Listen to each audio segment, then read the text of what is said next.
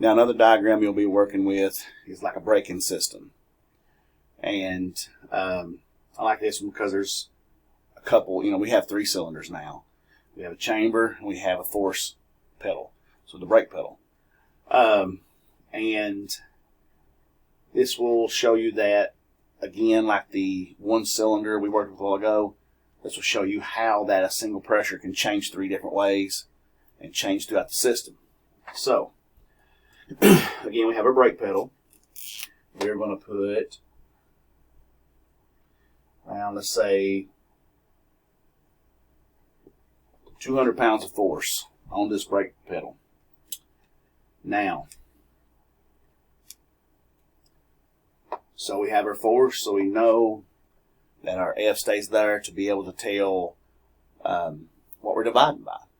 So we're going to say that we have a cylinder of, let's go 8 inches. Now, again, we know our pressure, our force, we know our area. We need to figure out our force, or pressure. So, how much pressure do we have in that cylinder? Again, trusty assistant. So we're going to take 200 pounds of force divided by our area, which is 8. That gives us 25 pounds of pressure in that system. So now we have 25 pounds of pressure going through each line. And now we need to see how much weight each one of those can hold. So let's say we have a cylinder of, say it's 4 inches, 6 inches, 12 inches. That's our cylinders. So, how much weight can each one hold? Because our pressure is not going to change because we're undiminished throughout the system. So if we have our pressure, we have our area, now we don't have force out there.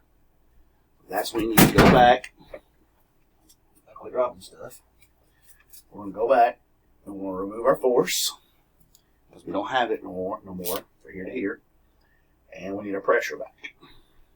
Because now we're trying to figure out how much force each one of these cylinders can handle. So, we know we have 25 pounds of pressure. We go side to side, we multiply. So 25 pounds of pressure times 4 inches of area. So that was easy. We know we can hold up 100 pounds. We know that's how much force we can put out there. The next one, 25 pounds times 6 inches. We can put out 150 pounds of pressure. And of course, you just double it for the next one, but I'm going to go ahead and do this right here. 25 times 12 inches, 300 pounds. So 300 pounds of pressure is what each one of those can put out. Now, the speed might change with these hoses according to the size. If all the hose sizes are the same, what's going to happen when we get out here to these ends is which one will move first. And of course, path of least resistance. The path of least resistance I see here is the 100 pounds. That's the lightest weight. That weight will move first until it gets to where the 150 pounds can build up enough to push. And then the 300 pounds build up enough to push. Due to these hoses slowing the flow down. Now,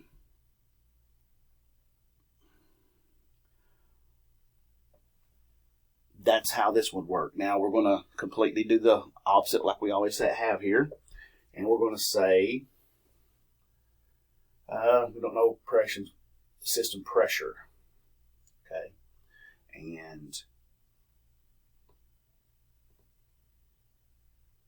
let's go ahead and take all these out. Completely change everything up. We don't know system pressure. So we have to know something. So say this cylinder here, we'll say it's a 8-inch cylinder, and it's got a force against it of 350 pounds. So 350 pounds worth of force on that cylinder. What is it going to do to this system?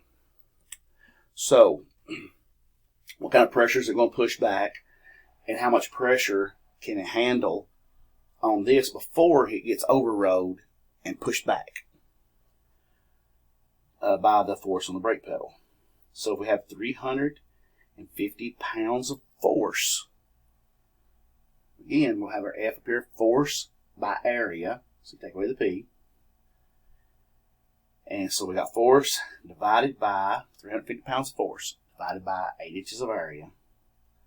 That system has 43 3/4 pounds. So 43.75 pounds of pressure.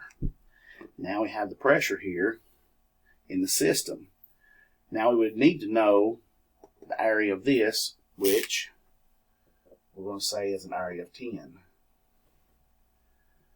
which will make it 437.5 pounds of pressure out here. So it takes 437.5 pounds of foot pressure with this 10 inches here to make 43.75 pounds to be able to hold back on an 8-inch cylinder 350 pounds to be able to hold it. If I put more here, I push it back that way. I push that cylinder out, which makes me hold up more. If I increase the force there, this will not be able to push down enough on this foot pedal to hold that. So that's how we would figure out our force. Now, again, we'll go through all 3 steps.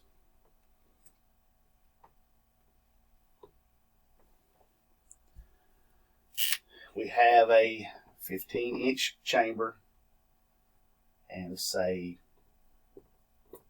1,000 pounds of force pressing down against that pedal. We would have to, well, we've already done that actually. We need to find out our area now. So let's say we have 350 pounds in that system at 1,000. So we're going to 1,000 pounds of force building 350 pounds of pressure. So that's 1,000 pounds divided by 350 pounds of pressure.